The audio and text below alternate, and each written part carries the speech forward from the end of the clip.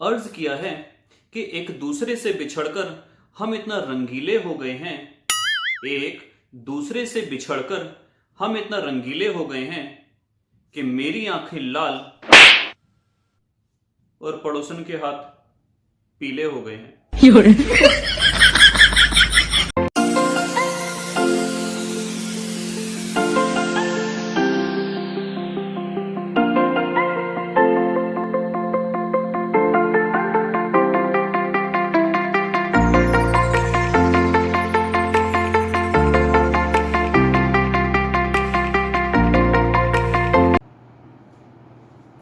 Good morning India.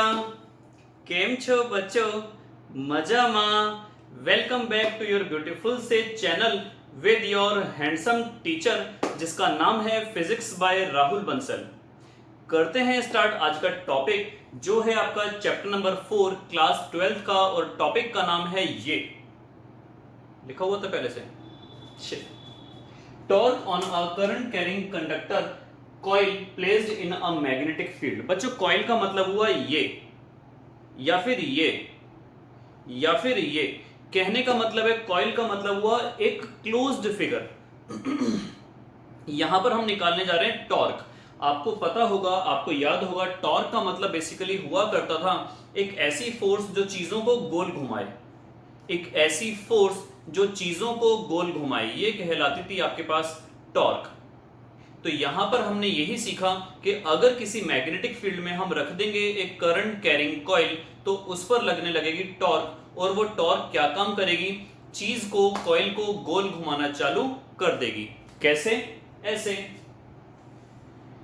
ये हो गई बच्चों आपके पास एक magnetic field, external magnetic field, और सपोज करो आपने जो कॉइल रख दी ऐसे रख दी, हम थोड़ा सा उसको टिल्टेड कर रहे हैं। अगर हम उसको बिल्कुल ऐसे ही रखेंगे तो आप बोलेंगे किसी एंगल पे रखी होती तो क्या होता, इसलिए हम उसको किसी एंगल पे रख देते हैं।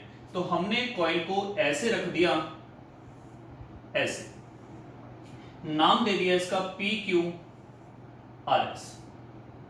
और बच्चों ये जो एंगल बना हमारे पास, अगर मैं बात करूं, ये मैग्नेटिक फील्ड हो गई आपके पास, ये जो एंगल बना, ये एंगल मान लिया आपने थीटा। ये कहलाया प्लेन ऑफ द कॉइल। ये आपके पास कहलाया प्लेन ऑफ द कॉइल। तो प्लेन ऑफ द कॉइल जो आपके पास है वो मैग्नेटिक फील्ड के साथ कितने डिग्री का एंगल बना रहा है। ये है आपके पास प्लेन ऑफ द कॉइल, और ये है आपके पास मैग्नेटिक फील्ड। मैग्नेटिक फील्ड ऐसे, ये देखो मैग्नेटिक फील्ड ऐसे, और प्लेन ऑफ द कॉइल ऐसे। तो ये आपके पास जो एंगल बनेगा वो बनेगा theta. Plane of the coil तिरछा हो गया या ऐसा हो गया, मैग्नेटिक फील्ड ऐसे हो गई, तो जो बीच में एंगल बनेगा वो बनेगा आपके पास थीटा। तो स्टार्ट करते हैं यहां पर डेरिवेशन आपकी। सपोज करो इस कॉइल के अंदर एक करंट फ्लो कर रहा है और उस करंट की वैल्यू हो गई I। इस करंट की वजह से बच्चों इन सभी पर क्या लगेगा, एक फोर्स लगेगी। इन सभी आर्म पर, अगर हम बात करें PQ पर, QR पर, RS पर और SP पर, क्या लगेगी, फोर्स लगेगी। सपोज करो PQ वाली फोर्स, PQ पर जो फोर्स लगी हमने उसका नाम F1 दे दिया, QR पर लगी उसका नाम F2 दे दिया, RS पर लगी उसका नाम F3 दे दिया, और SP पर लगी उसका नाम F4 दे दिया। चार अलग अलग आर्म पर चार अलग अलग फोर्सेस लग रही हैं। अब यहां पर ध्यान देने वाली बात यह है, ये हो गई आपके पास मैग्नेटिक फील्ड, ये भी एंगल आपके पास थीटा हो गया। करंट की डायरेक्शन और मैग्नेटिक फील्ड की डायरेक्शन, ये हो गया आपके पास करंट की डायरेक्शन, और ये हो गई मैग्नेटिक फील्ड की डायरेक्शन। इनके बीच में यहां पर एंगल बना थीटा, लेकिन यहां पर कितना बना, करंट की डायरेक्शन ये रही, मैग्नेटिक फील्ड की डायरेक्शन ये रही, तो आपके पास जो एंगल बनेगा वो ये बनेगा। ये बच्चों अगर थीटा हो गया तो ये हो गया 180 माइनस थीटा। ये आपके पास अगर माना जाएगा, डायरेक्शन ये मानी जाएगी करंट की और मैग्नेटिक फील्ड की, 180 माइनस थीटा। ये अगर थीटा तो ये 180 माइनस थीटा, लेकिन ये कितना है, थीटा ही माना जाएगा। तो आपको यहां पर निकालनी है क्या, कि कितनी फोर्स लग रही है नेट। हम यहीं से स्टार्ट करते हैं बच्चों। SP आर्म पर कितनी फोर्स लगी, तो फोर्स SP पर हमने क्या मानी है, F4। फोर्स का फॉर्मूला आपने पढ़ा था BIL sine theta. BIL sine theta. एक बात आपको मैं और बता दूं, कि यहाँ पर जो P Q R S S P आपने ये लिया है, तो सपोज करो ये रेक्टेंगल हो गया, तो हमने इसकी लेंथ ले ली l, तो इसकी लेंथ भी l और इसकी लेंथ b, तो इसकी लेंथ भी b। कहने का मतलब है विड्थ हो गई b और लेंथ हो गई बच्चों आपके पास l। तो F4 की वैल्यू आपके पास कितनी आई, BIL sin थीटा। F4 की वैल्यू आपके पास आई BIL sin theta. sin theta आएगी या 180 माइनस थीटा आएगी बच्चों, sin 180 माइनस थीटा। और आप जैसा कि जानते होंगे sin 180 माइनस थीटा आपके पास sin थीटा ही होता है, तो आपके पास F4 की वैल्यू आई sin थीटा। उसी तरीके से बात करें QR वाली आर्म पर, तो ये F2 आपके पास आ जाएगी BIL sin थीटा। अब ध्यान देने वाली बात यह है कि इनकी डायरेक्शन क्या है। करंट है इस डायरेक्शन में, मैग्नेटिक फील्ड है इस डायरेक्शन में। आपको बताया था बच्चों कि जब मैग्नेटिक फील्ड और करंट के बीच में एंगल जीरो बने, अगर सपोज करो मैग्नेटिक फील्ड ऐसे जा रही है, ये मैग्नेटिक फील्ड है और प्लेन रख दिया आपने ऐसा, जो पेपर रख दिया वो आपने ऐसे रख दिया, तो इनके बीच में जो थीटा बनेगा वो जीरो बनेगा। आपने अगर किसी एंगल पे रखा तो थीटा कुछ ना कुछ बनेगा। तो अगर हम यहां पर ऐसे कंसीडर करें कि मैग्नेटिक फील्ड ऐसे है और प्लेन आपका ऐसे रखा हुआ है, कॉइल आपकी ऐसे रखी हुई है, तो करंट इस डायरेक्शन में, मैग्नेटिक फील्ड इस डायरेक्शन में, दोनों के बीच में एंगल 180 और sin 180 की वैल्यू होती है 0। तो इसका मतलब है इस पर कोई फोर्स नहीं लगेगी। उसी तरीके से यहां पर बात करें तो भी कोई फोर्स नहीं लगेगी, लेकिन अगर हम किसी एक पर्टिकुलर एंगल पर अगर लेके जा रहे हैं तो डेफिनेटली फोर्स लगेगी। और आप फोर्स की डायरेक्शन निकालें तो ये होगी फोर्स की डायरेक्शन, यहां पर ऊपर और यहां पर नीचे। आप देख सकते हैं दोनों का मैग्नीट्यूड सेम है, दोनों का मैग्नीट्यूड सेम है, दोनों की डायरेक्शन अपोजिट है, तो नेट फोर्स कितनी हो गई, कितनी हो गई,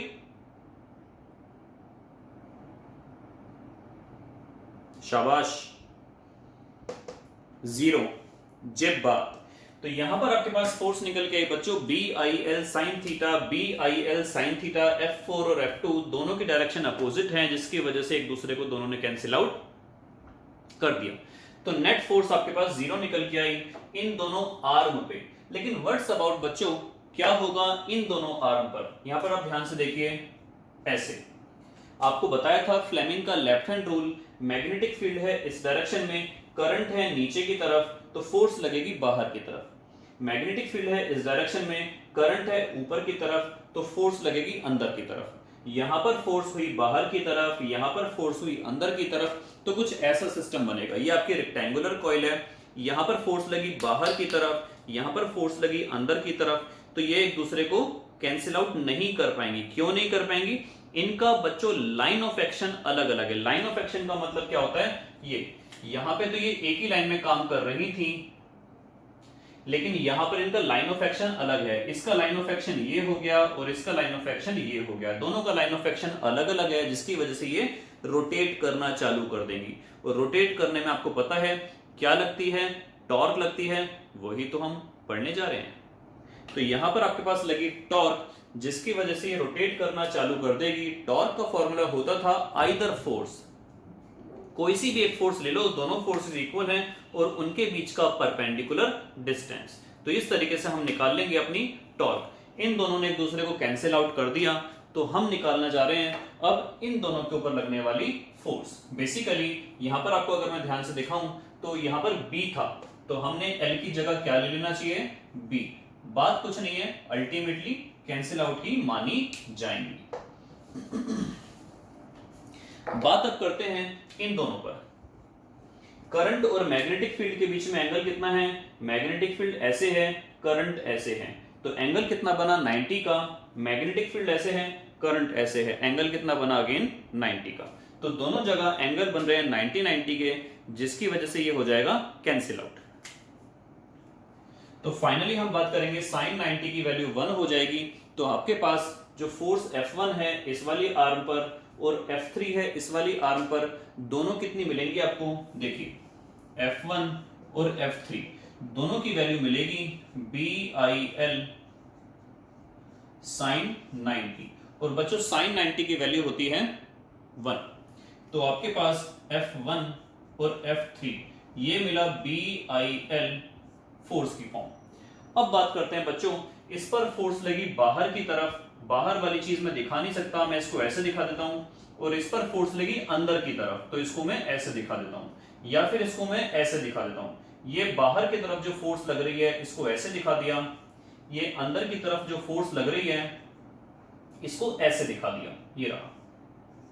और इनके बीच में एक परपेंडिकुलर डिस्टेंस हम लेंगे, ये फिगर कुछ ऐसे बनेगी, ऐसे तिरछी कॉइल है, ऐसे ऐसे और ऐसे।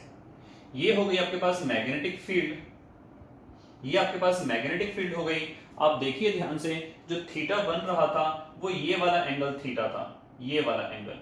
आपके पास ये तिरछी कॉइल है, ये जो तिरछापन है, ये जो ये वाला पार्ट है, ये वाला, ये b के बराबर है, तो आपके पास ये वाला पार्ट हो गया b, ये वाली जो पार्ट हो गया आपके पास b हो गया, ये वाला पार्ट, ये वाला पार्ट आपके पास माना गया b।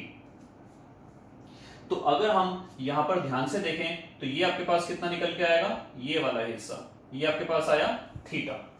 ये तिरछे वाला और ये मैग्नेटिक फील्ड, इनके बीच का एंगल कितना आया आपके पास बच्चों, थीटा। ये आपके पास आया थीटा। अगर मैं आगे इसको इस तरीके से फिगर को ड्रॉ कर दूं ऐसे, ये थीटा है तो ये भी आपके पास कितना आया, थीटा, अल्टरनेट एंगल। ये थीटा, ये वाला b है, तो ये आपके पास माना गया इनके बीच का परपेंडिकुलर डिस्टेंस। ये फोर्स इस टाइप से b, ऐसे ऐसे, ये वाला थीटा आप ऐसे भी देख सकते हो, ये वाला थीटा, ये लाइन थी b, जिसके साथ एंगल बनता है मैंने 11th क्लास में बताया हुआ है, वो होता है b cos थीटा, cos वाला जिसके साथ एंगल बनेगा। तो ये आपके पास परपेंडिकुलर डिस्टेंस है, ये आपके पास परपेंडिकुलर डिस्टेंस है, दोनों के दोनों सेम है। तो आपके पास जो परपेंडिकुलर डिस्टेंस आया वो आया आपके पास b cos थीटा। जो परपेंडिकुलर डिस्टेंस आया वो कितना आया, b cos थीटा।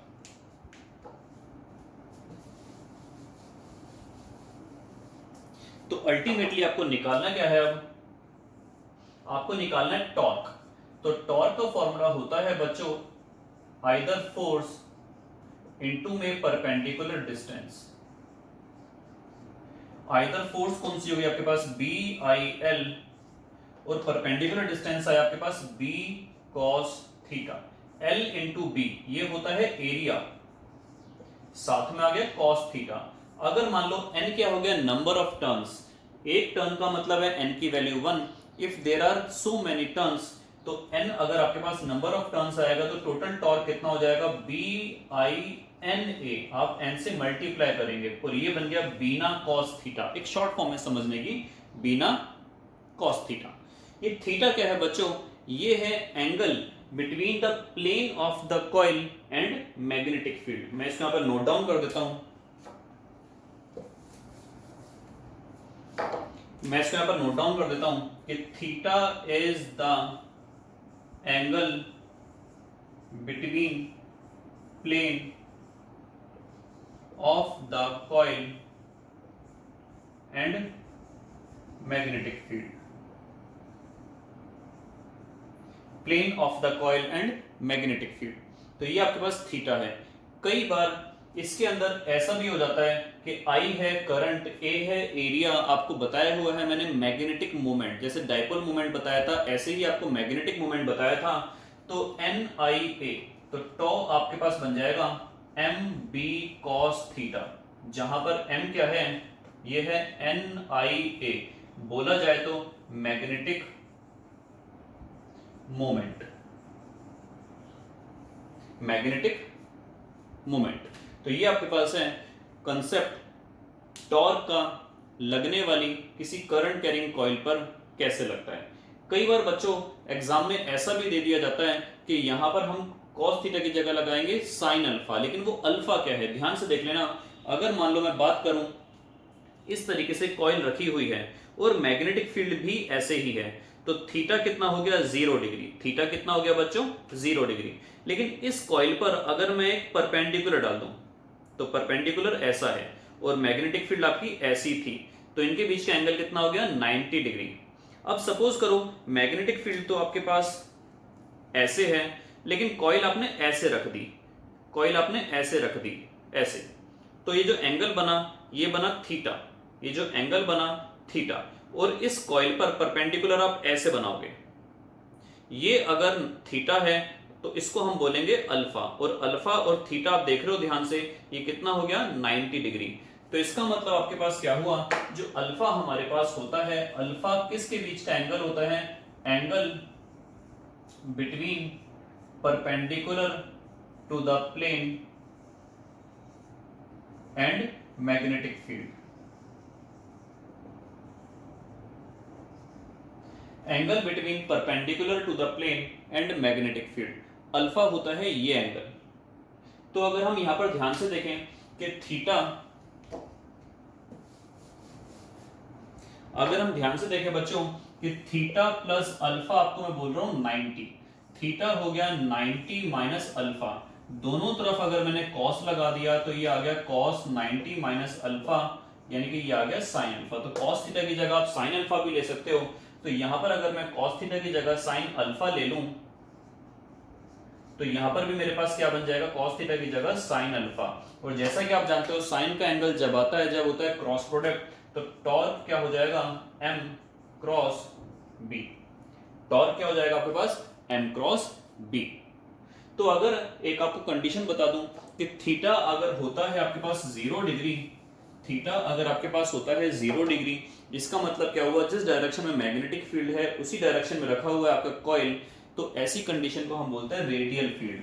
थीटा की वैल्यू अगर 0 आती है तो टॉर्क हो जाएगा मैक्सिमम, और ऐसी कंडीशन को हम बोलते हैं रेडियल फील्ड। क्या बोलते हैं बच्चों, रेडियल फील्ड। यही कंसेप्ट होगा स्टार्ट आपका मूविंग कॉइल गैल्वेनोमीटर के अंदर। क्लास अगर समझ में ना आई हो तो मैं क्या करूं, ऐसी बात नहीं है। क्लास अगर समझ में ना आई हो तो आपको ये कंसेप्ट पूछ सकते हैं कमेंट बॉक्स में कमेंट करके। Till then good bye, Vande Mataram, जय हिंद।